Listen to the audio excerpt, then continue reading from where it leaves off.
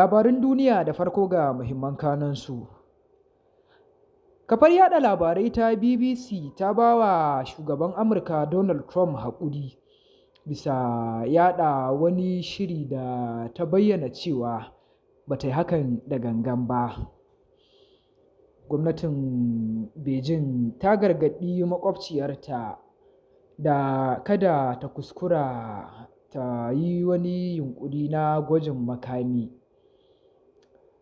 A Najeriya, Majalisar Dattawan ƙasar ta buƙaci hukumomin tsaro da su daina ɗaukar jami'an soji 'yan ƙasa da shekaru 18. Yanzu kuma ga cikakkun labarin.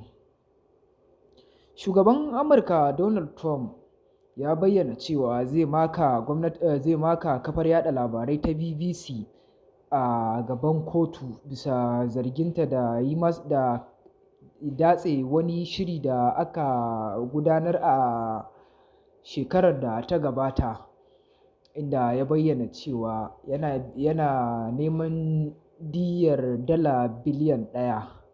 Tuni dai kafar yada labaran mallakin gwamnatin Ingila ta ba wa shugaba Donald Trump afuwa a haƙuri domin janye matakinsa na kai ƙara zuwa kotu. Gwamnatin China ta buƙaci makwabciyarta da ta dakata da gwaje-gwajen makamai masu linzami da ta saba yi a duk shekara. Jim kaɗan bayan da sabuwar Firaministan ƙasar ta bayyana cewa gwamnatin za ta ci gaba da yin gwaje-gwajen makamai masu linzami a tekun Mediterranean. Tsohuwar Firaministan Bangladesh Sheikh Hasina ta bayyana cewa ba ta da hannu a kisan masu zanga-zangar da ya yi awon gaba da kujerarta.